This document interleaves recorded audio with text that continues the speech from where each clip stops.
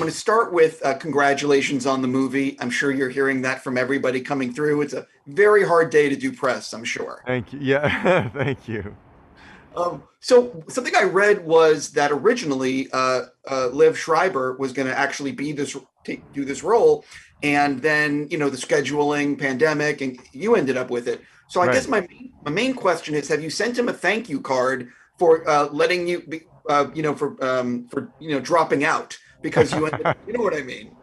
I should. I still owe Leah that thank you card. You've reminded me my manners are very bad, but hopefully I'll give it to him in person. Yeah. One of the things that's just crazy about this story is like how truthful it is. Like this, if you had written this as a Hollywood script, people would be like, "This is so far fetched. This would never happen. Take it out of the room. It's never going to go." But it's true. When you were researching and reading about all this and their story, what were some of the things you learned that you're like, "This can't be true," but it is? Oh yeah. When I read this script, I was shocked because I knew that Serena and Venus's father had been involved in their career and had coached them when they were young. But when I read that Richard Williams happened to be before Serena and Venus were even born, he was watching a tennis match on television. A woman, a young woman won a tennis tournament, and got paid $40,000 for a week of playing tennis. And he said that is what we're going to do, and we are going to, there are no. This is an all-white sport, and we're gonna make history here. And he went to his wife Oracene and said, we're gonna have two more kids. They're gonna be two girls, and we're gonna train them, and they're gonna become number one and number two in the world at this game. And he wrote a 75 to 80 page manifesto detailing how that was going to happen. That if you told me that, I would have said that's crazy. That never happened, and it's all absolutely true.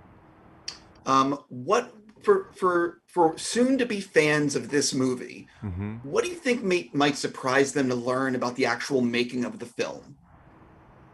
Um, I mean, these days people are so smart about how movies are made. I think I have so much information. So the actual making of it, we made it during the pandemic.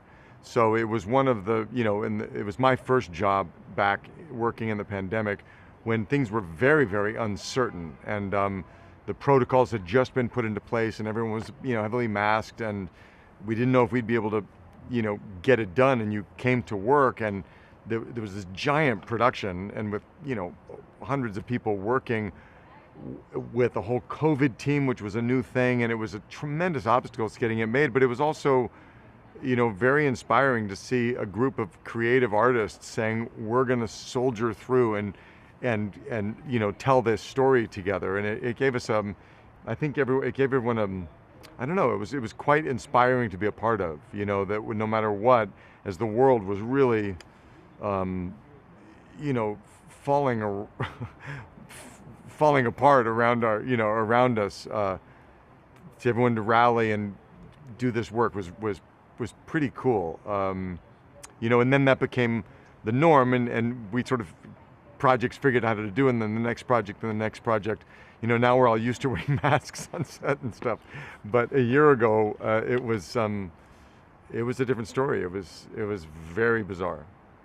On that note, I have to stop. I'm just going to say seriously, congratulations. Great work and Oh, great film. thanks. I appreciate that. Thanks a lot, man.